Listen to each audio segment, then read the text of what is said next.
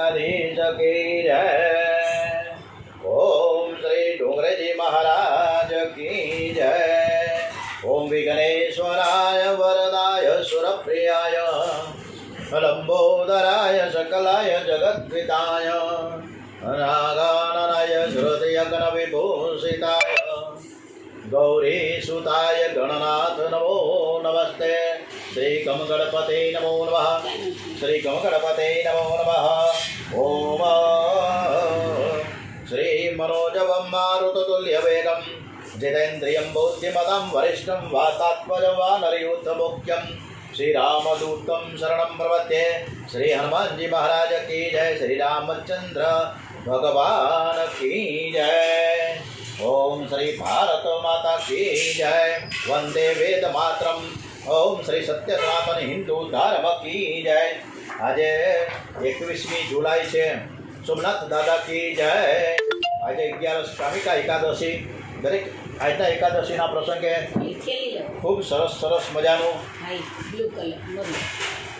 સરસ મજાની આપણે કથા શ્રી કૃષ્ણ પરમાત્માને સરસ રીતે સંભળાવીએ એવા ભાવ સાથે ઓમ નમો ભગવતે વાસુદેવાય।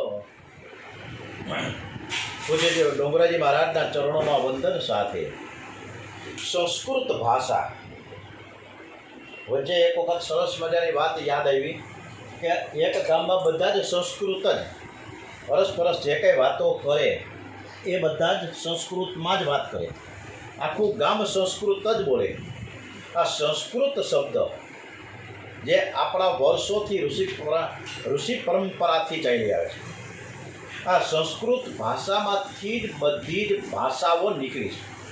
સંસ્કૃત ભાષા જેને શ્રેષ્ઠ કહે છે તે ગુજરાતીમાં એને જે શ્રેષ્ઠ કહેવામાં આવે છે, આપણે ગુજરાતીમાં એને શેઠ શબ્દ કહીએ છીએ।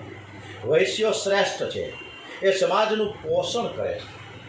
મહાભારતમાં એક વર્ણન આવે છે કે હું મોટો કે જાજલી ઋષિ મહાન તપસ્વી બ્રાહ્મણ હતા। એકવાર જાજલી ઋષિને અભિમાન થયું કે હું મોટો બધો જ્ઞાની છું, મોટો બધો તપસ્વી છું।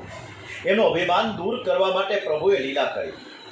આકાશવાણી થઈ છે, મહારાજ અભિમાન ન કરો। જનકપુરીમાં તુલારામ નામનો એક વૈશ્ય છે, એ મહાન જ્ઞાની છે, તમે એનો સત્સંગ કરો। પવિત્ર તપસ્વી બ્રાહ્મણ વૈશ્યને ઘેર સત્સંગ કરવા જાય છે। તુલારામ સાથે વાતો કરતા કરતા જાજલી ઋષિને ખાતરી થઈ ગઈ કે આ મહાન જ્ઞાની છે। જાજલી ઋષિએ પૂછ્યું કે તમારા ગુરુ કોણ છે? આ બધું જ્ઞાન કોણે તમને આપ્યું?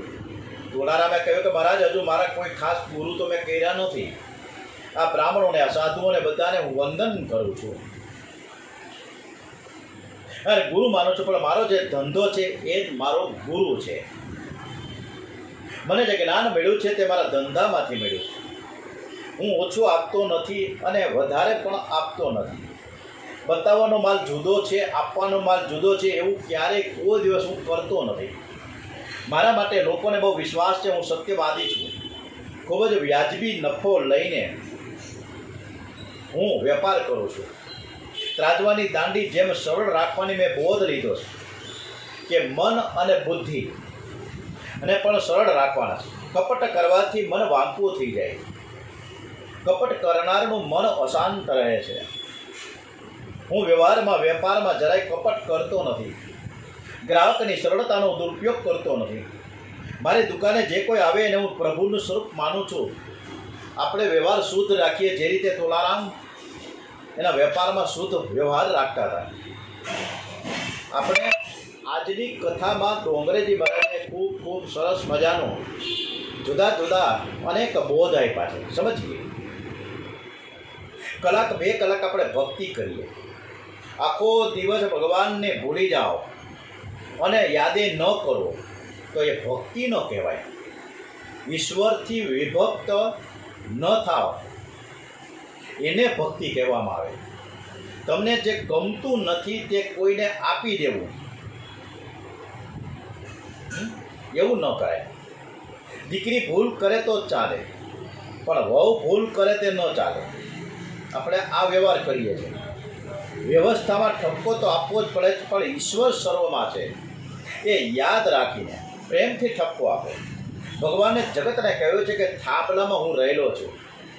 જે લોકોને પાન સોપારી ખાવાની, પાન ગુટકા મસાલા ખાવાની ટેવ છે એ ગમે તે જગ્યાએ થૂંકે છે. કેટલાક દિવાલ ઉપર થૂંકે, કેટલાક થાંભલા ઉપર થૂંકે છે. એમને પાપ લાગે છે. દિવાલમાં પણ દેવતાઓ છે ને થાંભલામાં પણ નરસિંહ ભગવાન બિરાજમાન છે. પણ વ્યવહારને આપણે શુદ્ધ રાખીએ. ભક્તિ ન કરો તો વાંધો નથી, પરંતુ વ્યવહાર શુદ્ધ રાખજો. વ્યવહાર શુદ્ધ હશે તો ભગવાનને સામેથી આવવું જ પડશે. તો આપણે વ્યવહાર આપણો સરસ મજાનો રાખીએ. તમને જ્યારે જ્યારે ફુરસદ મળે ત્યારે તમારે ભગવાનના વખાણ કરવા. સંસારની નિંદા સ્તુતિ કરનારનો અને તે સાંભળનાર બંનેનું મન બગડે છે. એકના બહુ વખાણ, સંસારની નિંદા સ્તુતિ કરવાથી બીજાની નિંદા થાય. અને આપણે રોજ ઉઠીને આ કામ કરીએ છીએ. કોકની નિંદા ને કોકની ચૂડી ચાગલી જ કરીએ. ઓલા આમ હતા, બાજુના પાડોશમાં શું થાય છે એ આપણને બેઠા બેઠા ખબર પડી જાય. અત્યારે આ પરિસ્થિતિ આપણા બધાની છે. વખાણ સાંભળ્યા પછી બહુ વખાણ સંસારની નિંદા સ્તુતિ કરવાથી બીજાની નિંદા થાય છે. તમને જ્યારે થોડી પણ ફુરસદ મળે ત્યારે પ્રભુનું વર્ણન કરો. પરમાત્મા અતિ ઉદાર છે, અતિશય પ્રેમ કરે છે. ભગવત સ્વરૂપનું વર્ણન કરો, મન શુદ્ધ થશે. પરમાત્માની સ્તુતિ કરવાથી અભિમાન મરે છે અને દૈન્ય આવે છે. સ્તુતિ સાંભળવાથી પરમાત્માને પણ દયા આવે છે. 3 સમયે સ્તુતિ કરવાની ખૂબ જરૂર છે. એક તો સુખના સમયે, પછી દુઃખના સમયે અને દેહાવસાને. જ્યારે તમને સુખ મળે ભગવાનની સ્તુતિ કરો. સુખમાં ભગવાનને સાથે રાખો. તમારે ઘેર દુઃખ કોઈ દિવસ નહીં આવે. ભગવાનને કહેજો હું લાયક નથી, છતાં આપે મને ખૂબ જ સુખ આપ્યું છે. મને આપે બહુ ધન આપ્યું છે. સુખમાં પ્રભુનો ઉપકાર માનો. તમારા જીવનમાં કોઈ દુઃખનો પ્રસંગ આવે તો દુઃખમાં પણ ભગવાનનો ઉપકાર માનજો. દુઃખમાં ભગવાનની સ્તુતિ કરો. તમારા મનને વારંવાર સમજાવો કે પ્રભુએ મને સુધારવા માટે સજા કરી છે. માનવને પાપના પ્રમાણમાં પરમાત્મા સજા કરે તો કદાચ તેનું ખાવાનું ન મળે. માનવને ખબર નથી કે મેં પાપ કેટલું કર્યું છે. લોકો પુણ્યનો હિસાબ રાખે છે, પણ પાપનો હિસાબ રાખતા નથી. તમારા હાથે કોઈ સારું કાર્ય થાય, પુણ્ય થાય તો તમે ભૂલી જાઓ, મારાથી કાંઈ થયું જ નથી એમ જ રાખો, પણ પાપને ભૂલશો નહીં. સત્કર્મથી કૃષ્ણ અર્પણ કરો. અનેન કર્મણા પરમેશ્વર પ્રિયતામ નામમાં. પ્રત્યેક સત્કર્મ પછી એવો સંકલ્પ કરવાનો હોય છે. કોઈને થોડું આપ્યું હોય તો માનવ યાદ રાખે છે, પણ આજ સુધી મોજ શોખમાં લૂલીના લાડ કરવામાં કેટલું વાપર્યું એનો હિસાબ રાખશ. ડોંગરેજી મહારાજ આપણને સરસ મજાનો મીઠો ઠપકો આપે છે. માનવ પાપને ભૂલી જાય છે, પુણ્યને યાદ રાખે છે. માનવ પાપ બહુ કરે છે. મહાભારતમાં વર્ણન છે કે ધર્મરાજા જીવનમાં એક જ વાર થોડુંક, માત્ર થોડું ખોટું બોલ્યા હતા. એમ છતાં પણ એને નરકના દર્શન કરવા પડ્યા. આપણે જાણતા થયા ત્યાર સુધી આપણે કેટલું બધું ખોટું બોલીએ છીએ, એનો હિસાબ આપણે ક્યારે રાખ્યો? પાપને યાદ કરશો તો અભિમાન વધશે નહીં. પાપનું સ્મરણ રાખો, પાપને સાધારણ માનશો નહીં. દુઃખમાં ભગવાનનો ઉપકાર માનજો કે મેં પાપ બહુ કર્યું છે, પણ પ્રભુએ કૃપા કરીને મને સજા થોડી ઓછી કરી છે.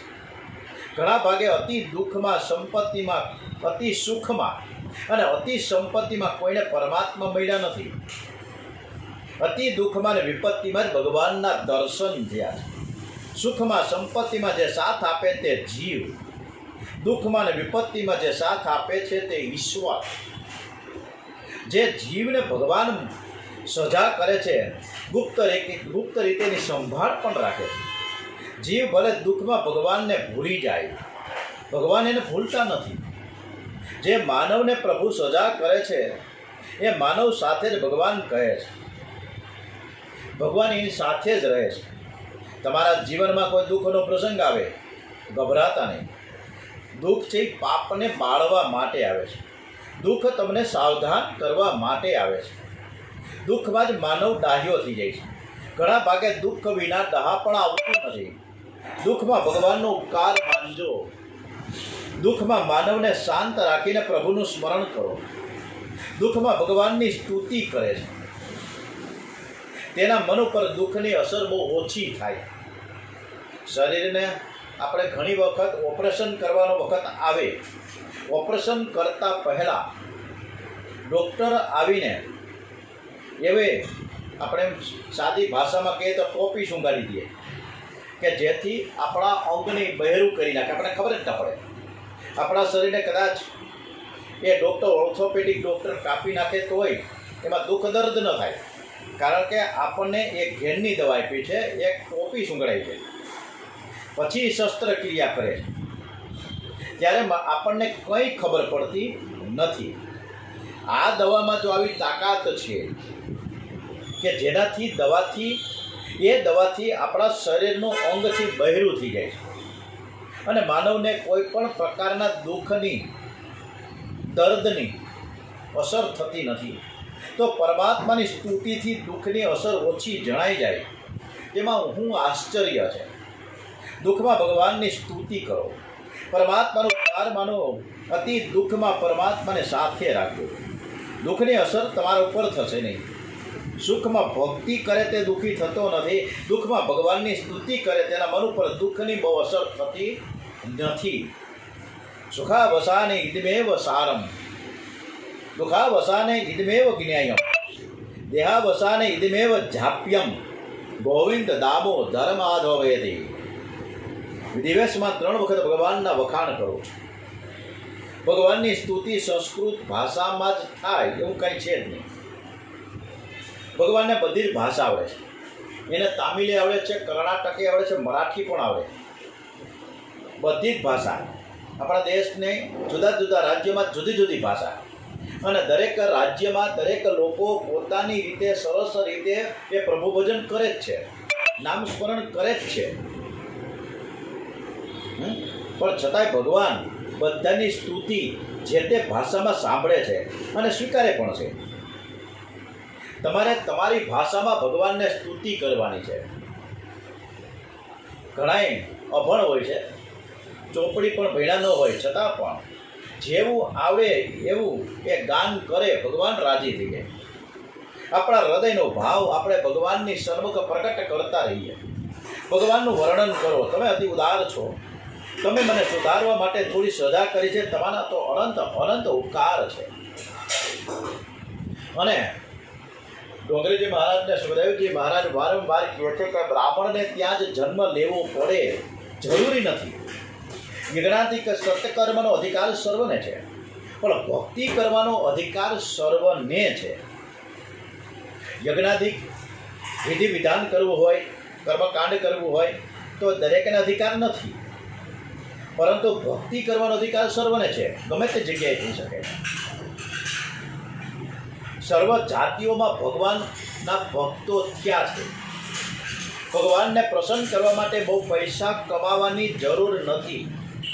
બહુ પૈસા કમાય અને મંદિરમાં બહુ સેવા કરે એટલે હું ભગવાન રાજી થઈ જાય. ભક્તિમાં પૈસો ગૌણ છે. કોઈક વખત ગરીબોને દુઃખ થાય છે કે શ્રીમાન લોકો ખૂબ દાન પુણ્ય કરે છે અને અમારાથી કંઈ થતું નથી. કોઈ શ્રીમાન 100 રૂપિયા આપે ને કોઈ ગરીબ પ્રેમથી 1 પૈસો આપે તો ભગવાનના માટે બંને સરખા છે. પૈસાથી પરમાત્માને પ્રસન્ન કરી શકાતા નથી.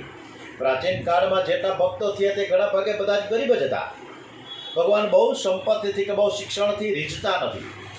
બહુ ભણ્યા એટલે ભગવાન થોડા રાજી થઈ જાય. બહુ ભણેલાથી ભગવાન દૂર રહે છે. બહુ ભણેલા લોકો ભગવાનને છેતરે પણ ઝાઝા. બોલવામાં અને લખવામાં બહુ હોશિયાર હોય. બહુ ભણેલા લોકોને એક શબ્દના અનેક અર્થ કરતા આવડે છે. બહુ ભણેલો ભગવાનને ગમતો નથી, કારણ કે એમનામાં દોષ બહુ ઝાઝા હોય છે. બહુ ભણેલા તર્ક વિતર્ક ખૂબ જ કરે, દલીલો જ કર્યા કરે.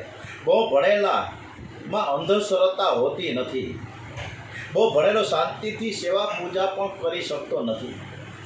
હવે એક ગામમાં એક પ્રોફેસર આવ્યા અને એક મહારાજ છે ને સરસ મજાની કથા કરતા હતા. કથા પૂરી થઈ એટલે શાંતિથી એને મળવા માટે એના કુટીરમાં ગયા. મહારાજ, તમે કથા બરાબર કરો છો, વાંધો નથી, સરસ આનંદ આવે છે, અને તમે વારંવાર કીધા જ કરો કથામાં કે ઠાકોરજીને અર્પણ કર્યા વિના પાણી પણ પીવું નહીં. તો ભગવાન ક્યાં પાણી પીએ છે? ભગવાન ખાતા નથી, ભગવાન પીતા નથી. અર્પણ કરવાની વાત અને ભોગ ધરવાની વાતમાં હું માનતો જ નથી. આ બધું નાટક છે. ભગવાનને ભોગ ધરવાની જરૂર જ નથી. ભગવાન આનંદમય છે, નિરાકાર છે. ભગવાનને ભોગ ધર્યા પછી ભગવાન ખાતા હોય તો ઓછું તો કંઈક થવું જોઈએ ને. ઓછું તો થતું જ નથી, જરા પણ ઓછું થતું નથી. એટલે હું તો એવું માનું છું કે ભગવાન ખાતા જ નથી. તમારે સિદ્ધ કરવું પડે, સાબિત કરવું પડે, તો જ મને ખબર પડે કે ભગવાન જમે છે, ભગવાન ખાય છે. હવે આ વ્યાસજી, આપણા મહર્ષિ વ્યાસ, બધી જ શંકાઓનું નિવારણ આ ભાગવતમાં કરી નાખ્યું છે. એમને એ મહારાજે એ ભાગવત શાસ્ત્ર અનેક વાર વાંચ્યું, એટલે એના ઉપરથી એને ઘણું જ્ઞાન મળ્યું. એટલે એણે શું કર્યું, એટલે મહારાજ જે પ્રોફેસર બેઠા હતા એને કહ્યું, તમે છે ને આવતીકાલે બરાબર સાંજના બપોરના 12 વાગે કથા પૂરી થાય પછી આપણે મળીશું. તમારો જવાબ હું આવતીકાલે આપીશ. આવતીકાલે તમારે બરોબર 12 વાગે આ જ કુટિયામાં આપણે મળીએ. બીજે દિવસે કથા સાંભળ્યા પછી બપોરના 12 વાગે ઓલા પ્રોફેસર સાહેબ કુટિયામાં ગયા અને ત્યાં બિરાજમાન હતા એ સંત મહારાજ કે જે સરસ મજાની કથા કરતા હતા. અને એમણે એક સરસ મજાનું મોટું બધું ફૂલ મંગાવ્યું. મારા હાથમાં ફૂલ છે, એકદમ મોટું ગુલાબનું, લાલ મગમગતું, અને ફૂલ મંગાવ્યું. અને ફૂલને પ્રોફેસરને આપ્યું છે. પ્રોફેસરને કે સામે છે ને ઇલેક્ટ્રિક કાંટો પડ્યો છે, આ તમારે ફૂલનું વજન એ કાંટામાં કરો અને એક ડાયરીમાં નોંધી લો કે આ ફૂલનું વજન કેટલું છે. એટલે એને ફૂલ ઇલેક્ટ્રિક કાંટામાં મૂક્યું. ફૂલનું વજન થયું છે 12 ગ્રામ, કારણ કે મોટું બધું ફૂલ હતું સરસ મજાનું. પછી એ કે તમે ત્રાજવામાંથી ફૂલ લઈ લો અને સૂંઘો, એકદમ સરસ રીતે સૂંઘો. એટલે ફૂલને સૂંઘવું, કેવી સુગંધ આવે છે, બહુ સરસ આવે છે. પાછું સૂંઘો, પાછું સૂંઘવું. હવે તમે બાજુવાળા એક ભાઈ બેઠા એને આપો. એ ભાઈને પણ મહારાજે કીધું તમે પણ સૂંઘો. પછી ત્રીજા બેઠા હતા, ચોથા બેઠા હતા, પાંચમા બેઠા હતા, છઠ્ઠા બેઠા હતા, બધાને એ ફૂલ સૂંઘવાનું કીધું. છેલ્લે મહારાજે પણ એક ફૂલ સૂંઘ્યું. અને પછી પ્રોફેસરને કીધું કે બધાએ ફૂલ બધા બરાબર સૂંઘ્યું. તો કે હા, એકવાર નહીં 2 વાર સૂંઘ્યું, બહુ મજાની. હા, એ કરા, સરસ મજાની સુગંધ આવે, કાંઈ વાંધો નહીં. પ્રોફેસર સાહેબને કીધું આ ફૂલ તમે પાછું સૂંઘો. સૂંઘ્યું. હવે તમે ઇલેક્ટ્રિકના આ જે કાંટો છે એમાં તમે વજન કરો. વજન કર્યું, કેટલું હતું આગળનું વજન? તો કે 12 ગ્રામ. અત્યારે કેટલું થયું? તો કે 12 ગ્રામ. કાંઈ વજન ઘટ્યું? કે ના ભાઈ, આ તો કાંઈ એમને જ છે. તો તમે તો એમાંથી સુગંધ તો લીધી ને? તો કે હા. ઓલા ભાઈએ લીધી? તો કે હા. બધાને પૂછ્યું કે સુગંધ તો લીધી? અરે ભાઈ, સુગંધ લીધી છે તો વજન ઘટવું જોઈએ ને, તો ઘટતું કેમ નથી? પ્રોફેસર કે એમાં થોડી ઘટે, આપણે ખાલી સુગંધ લીધી છે સરસ મજાની, એટલે કે એનું વજન ન ઘટે. તમે પણ કેવા પ્રશ્નો કરો છો મહારાજને કહો. અરે ભાઈ, હું તમને કહું છું, તમે કેવા પ્રશ્ન કરો છો. હવે હું તમને સમજાવું છું કે પરમાત્મા આ જ પ્રમાણે કરે છે. આપણે સરસ મજાનો થાળ મૂક્યો ભગવાન પાસે અને આપણે ભાવથી ભોજનિયા કરાવીએ, 15-20 મિનિટ ધૂન ભજન કરીએ, હે પ્રભુ તમે આરોગો. અને પછી આંખ બંધ કરીને નામસ્મરણ ભજન કીર્તન કરીને 10 મિનિટ પછી એ આપણે થાળ લઈને જમીએ. કે વજનમાં ઓછું નથી થતું એવું તમારું કહેવાનું છે ને? તો કે હા. પરંતુ એ જે થાળ છે એમાં જે આપણો ભાવ છે, જે આપણી દિવ્ય શક્તિ અંદર રેડી છે, એ દિવ્ય શક્તિ, આપણો ભાવ, આપણી ભાવના ભગવાન લે છે એ રસ સ્વરૂપે. પરમાત્મા રસ સ્વરૂપ છે. રસો વેશ. સાધારણ પ્રેમમાં ઠાકોરજી રસ સ્વરૂપે આરોગ્ય છે. વિશિષ્ટ પ્રેમમાં પરમાત્મા પ્રત્યક્ષ આરોગ્ય છે. સબરીના બોર એઠા હોય, એક એક ખાતા ગયા અને રામજીને આપતા ગયા, ખાતા ગયા, રામજીને આપતા ગયા, કે મારા રામને ખાટા બોર ન ભાવે, અને ખાટા બોર જો ભાવશે તો રામજી છે ને બીમાર પડી જશે. અહીંયા ક્યાં કોઈ ડૉક્ટર છે? અને એઠા બોર રામજીએ ખાધા છે. આ ભાવ છે. એટલે આપણે જે થાળ ધરીએ છીએ એમાં એ રસ સ્વરૂપે જે આપણી દિવ્ય શક્તિ છે, આપણી ભાવના છે, આપણી ભક્તિ છે, એ ખેંચે છે.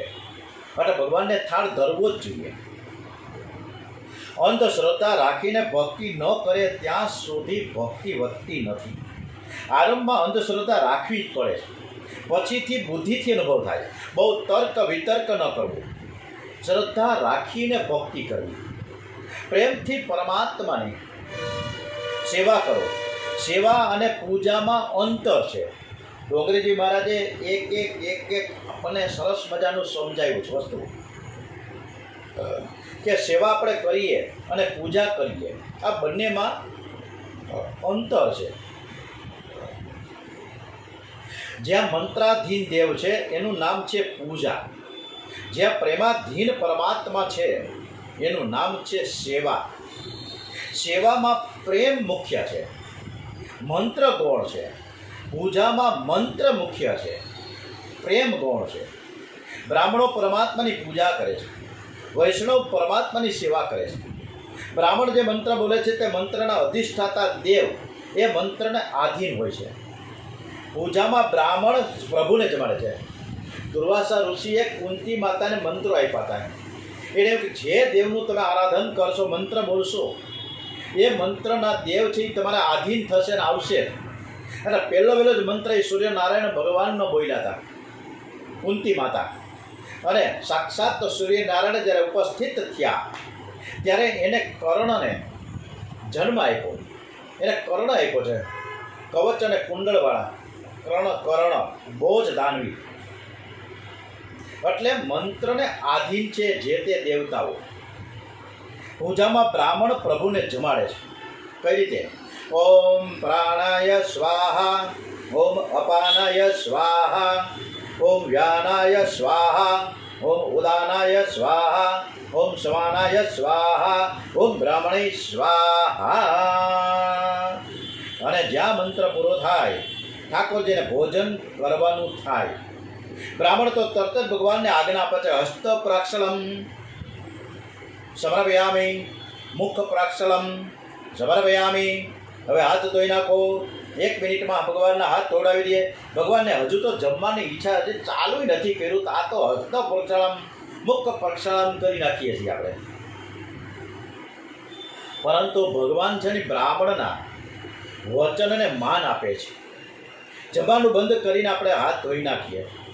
તમને કોઈ આપણે જમવા બોલાવે અને આપણી સમક્ષ સરસ મજાનો બોલો કુંભકર્ણની થાળી જેવું આવડે મોટી થાળી લઈ સરસ મજાનો મિષ્ટાન સાથે, ફરસાણ સાથે, દાળ ભાત શાક રોટલી, કઠોળ, ખમણ, ભજીયા, ચટણી, પાપડ, છાશ, આવું બધું રાખી દઈએ.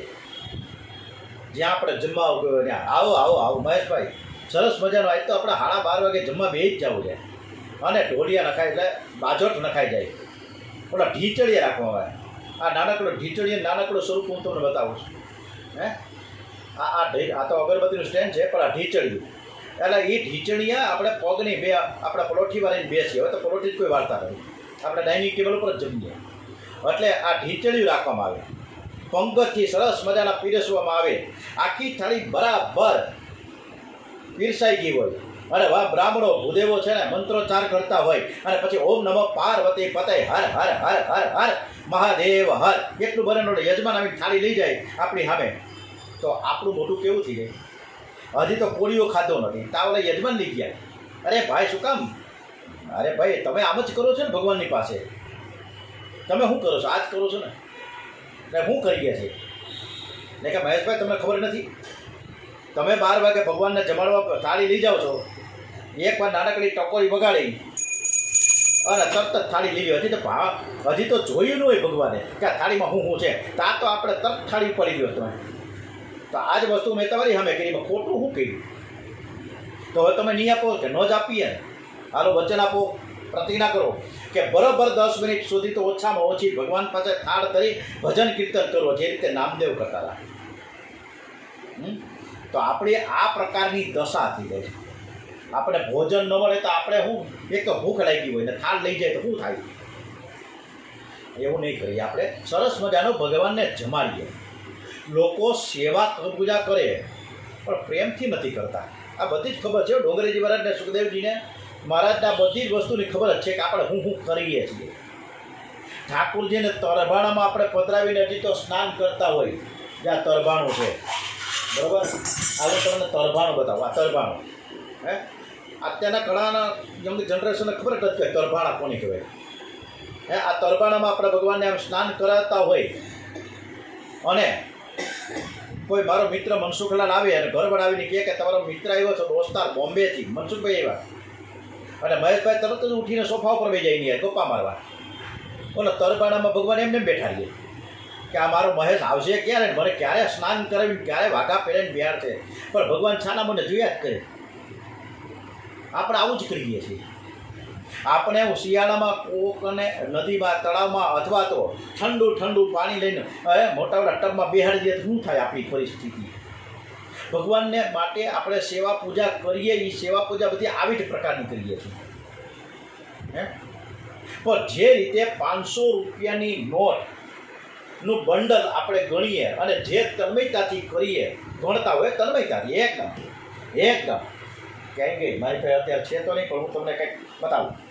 ઓકે, આ અત્યારે આપણે એમ માની લો કે 500 રૂપિયાની આ થપ્પી છે બંડલ, અને આ મહેશભાઈ જોશી આમ ગણે છે 1 2 3 4 5 6 7 8 એટલે ઘરવાળા આવીને કહે એટલે બોમ્બેથી મનસુખભાઈ એવા છે, એ ભલે બેઠા ગયા, હું હમણાં આવું છું, 1 2 3 4 હવે મને બોલાવતી નહીં, 5 6 7 એને ચાપડે પાઈ જાય 9 10 11 12 એમ સરસ રીતે આપણે એકદમ તન્મયતાથી 500 રૂપિયાનું બંડલ ગણીએ છીએ. પણ ભગવાનની સેવા પૂજા કરવામાં આપણું એટલું ધ્યાન નથી જેટલું 500 રૂપિયાનું બંડલ કરવામાં છે. આ પરિસ્થિતિ આપણે ઘરમાં છે. આપણે બધા જ આ પ્રકારની સેવાને પૂજા કરીએ છીએ. હાકે નાખી દો એક વખત, આમાં કોઈ બાદ નથી.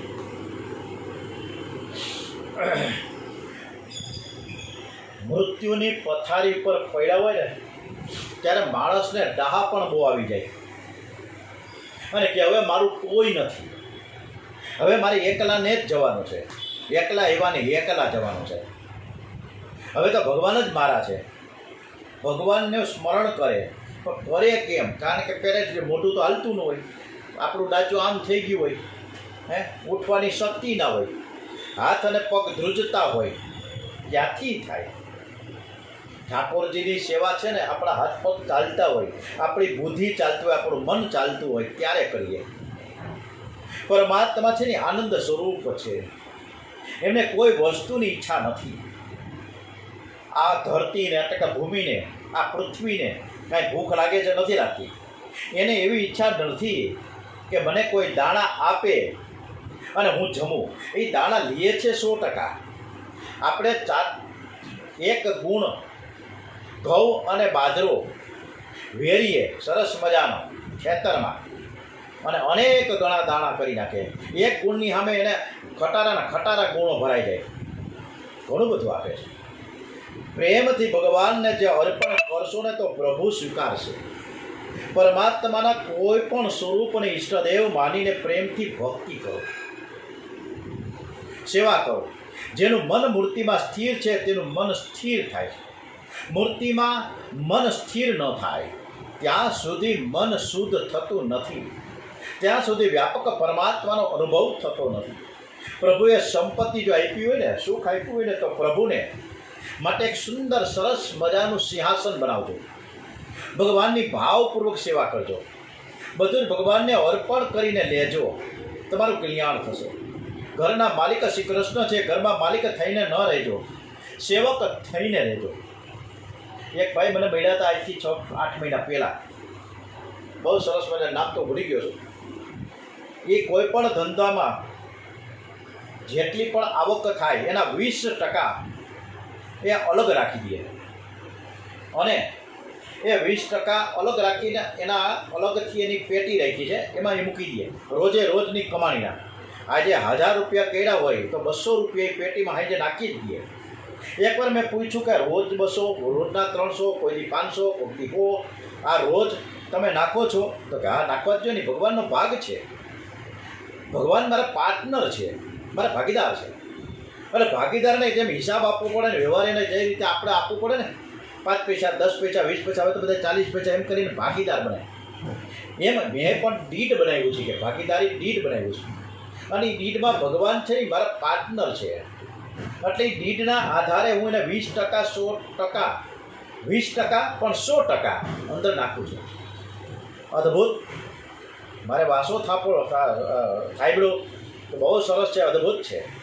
વળી પાછા એક ભાઈ મને ભેગા થઈ ગયા, એક નાનકડો ચામડાના થેલા બનાવવાળો, એ વ્યક્તિને મળ્યો હું. પહેલી વલે જ હું એને થેલો જે રિપેર કરવા દીધો હતો 3-4 દિવસ પહેલાં, હું સવારના પોરમાં 9 વાગે પહોંચી ગયો. હજી તે દીવાબત્તી કરતા હતા. એટલે દીવાબત્તી કરતાં એને પછી ખુરશી ઉપર બેઠો, હું ત્યાં સુધી બેઠો રહ્યો. દીવા એના થઈ ગયા, અગરબત્તી થઈ ગઈ, ભગવાનને પગે લાગી લીધું. પછી કે આવો મહેશભાઈ, શું છે બોલો? કે ભાઈ ઓલો થેલો થઈ ગયો. હા, કેટલા? પણ જે ઠીક લાગી આપજો. અરે ભાઈ, તમે જે હોય તમારે કહો ને, તમારું વ્યાજબી જે હાલતું હોય કંઈ દઈ દેવાનું. મારે તમે મને કહો કેટલાક દેવાના, હું બોલીશ નહીં, તમારી પહેલી વહેલી ગોણી છે. અરે ભાઈ, હું 5 રૂપિયા આપું તો કંઈ હું સ્વીકારી રહીશ એમ? તો હા. એટલે મેં એને 100 રૂપિયાની નોટ આપી. એટલે એ 100 રૂપિયા લઈને તરત જ એક એની દાન પેટી શબ્દ લખ્યો હતો, એ દાન પેટીમાં નાખી દીધું. ભાઈ, આ દાન પેટી વળી શું? તો કે હું કોઈ પણ વ્યક્તિ સવારના હું ઉઘડતી દુકાને આવે, ગોણીમાં મને પૈસા આપે, એ પહેલી વહેલી મારી કમાણી એ પેટીમાં નાખી દઉં છું. અરે ભાઈ, કદાચ કોઈક 2000 રૂપિયા આપે તો, આ તો મેં 100 રૂપિયા આપ્યા. અરે 2000 નહીં, 5000 આપે તો હું પેટીમાં જ નાખી દઉં છું. અને એ પેટીનો જે અંદરનો જે ઉપયોગ છે પૈસાનો, એ તમે કરો હું. તો કે એણે સરસ મજાની વાત કરી. નજીકમાં નવરાત્રિ આવતી હતી. હું જૂનાગઢના જવાહર રોડ ઉપરની વાત કરું છું, અને એનું નામ છે ચામુંડા લેધર, અને એ છોકરાનું નામ છે શૈલેષ. એટલે શૈલેષે મને કીધું કે એ ગરબી જ્યારે ચાલુ થાય ને, ત્યારે બધી જ જેટલી અગરબત્તી, સારી સુગંધો, અગરબત્તીનો સ્ટીક ને જે કાંઈ હોય, સુખડ ને ધૂપ ને, એ બધું ત્યાં હું પ્રગટાવું છું. રોજ 4 કલાક સુધી મારો ધૂપ ત્યાં ચાલુ થાય આખા શેરીમાં. છોકરીને બહુ મજા આવી જાય. પછી છોકરીને જો પૈસા વધે તો લાણી આપું છું, પણ આ કુંવારકા દીકરીઓને માટે જ આ પૈસા વપરાય છે. ખૂબ જ અદ્ભુત વાત કરી છે. એટલે આ સેવા છે, આ પૂજા છે. ઘરે આપણે પૂજા ન કરીએ તો કંઈ નહીં, પણ સારો સદભાવ રાખીએ. સેવામાં બેસતા પહેલાં એકદમ 10 થી 15 મિનિટ માટે, ડોંગરેજી મહારાજે કીધું 10 થી 15 મિનિટ માટે આંખ બંધ કરીને ધ્યાન કરો. બહુ અઘરું છે. હું ઘણી વખત કોઈ પણ સ્વર્ગસ્થ થયા હોય ને, ત્યારે હું શાંતિ પ્રાર્થના કરાવું છું. એમાં 2 મિનિટ ઓમના નાદ સાથે શરૂ થાય, ઓમના નાદ સાથે પૂર્ણ થાય એવા મૌન મંત્ર જાપ શરૂ થાય. સ્મશાને હોય કે ઉઠમણામાં હોય કે એને સરવણીની ક્રિયા વખતે હોય, કોઈ પણ સ્વજન ગુજરી ગયું હોય ત્યારે એના સગાવાલાઓને વિનંતી કરું કે મારે સાચી પ્રાર્થના કરવી છે. એ હા પાડે તો હું કરાવું. પણ 2 મિનિટના મૌન મંત્ર જાપમાં જ્યારે બધા જ મોબાઈલ સાયલન્ટ થઈ ગયા હોય અને 2 મિનિટનું મૌન ઓમ નાદ સાથે શરૂ થાય, ઓમના નાદ સાથે પૂર્ણ થાય, આ 2 મિનિટ અને 200 મિનિટ જેવી લાગે. પકડાય છે કે આ ક્યારે પૂરું થાય. બહુ તકલીફ પડે, કારણ કે આપણે આંખ બંધ કરીને બેસી શકતા જ નથી. વારંવાર આંખ ખોલીને ઘડિયાળ રમવું જોઈએ કે 2 મિનિટ થઈ ગઈ કે નહીં. હવે આમાં ડોંગરેજી મહારાજ અને સુખદેવજી મહારાજ આપણને એમ કહે કે 15 મિનિટ સુધી આંખ બંધ કરીને ધ્યાન કરવું. હવે કરવું કેવું? એક બાજુ ધંધે જવું છે, એકબીજાના છોકરાને સરસ મજાનો તૈયાર કરીને સ્કૂલે મોકલવો છે. આમાં 15 મિનિટ કરવી છે, ઉપાધિના પાર નથી ચારે બાજુ. ધ્યાન વિના સેવા પૂજા ન થાય. ધ્યાનમાં એવી ભાવના રાખો કે વૈકુંઠમાંથી લક્ષ્મી નારાયણ મારા ઘેર પધારે. તમે જે સ્વરૂપની સેવા કરો છો એ સ્વરૂપમાં ભગવાનનો પ્રવેશ થાય છે એવી ભાવના કરો. લોઢાની તાવડી હોય ને મીઠી હોય, ગેસના ચૂલા ઉપર પણ સગડી તો બંધ થઈ ગઈ, ચૂલા તો બંધ થઈ ગયા, કોને કહેવાય સગડી કેમ કરો? પણ ઓલા ગેસ તો હોય ને, અને હવે તો ઓલું અદાણીના કોણ જાણે કઈ ગેસની લાઈન આવી ગઈ, તો એ ગેસના ચૂલા ઉપર તાવડી મૂકી ગરમ માથે કાંઈ ન હોય, ભૂલમાં જો આપણે અડી જાય તો ધગી જવાય કે નહીં? હે, અગ્નિ એને અગ્નિ નથી, એ તો લોખંડ છે, પોણી તપેલી છે લોઢી, એટલે આપણી ધજાડે છે. એમ આ જે બજારમાં મૂર્તિ છે એ આપણે બજારમાંથી ખરીદીને એ મૂર્તિને લઈ આવ્યા, પણ જ્યારે આપણે પ્રાણ પ્રતિષ્ઠા કરીએ મૂર્તિ નથી, એ ભગવાનનું સ્વરૂપ અંદર બિરાજમાન થઈ જાય છે. જેવી રીતે તાવડીથી લોખંડ છે પણ ખરેખર લોખંડ નથી, અગ્નિ છે, અડો તો ખરા ખબર પડી જાય. એમ ભગવાન છે ને એ મૂર્તિની અંદર સ્થાપિત થઈ જાય છે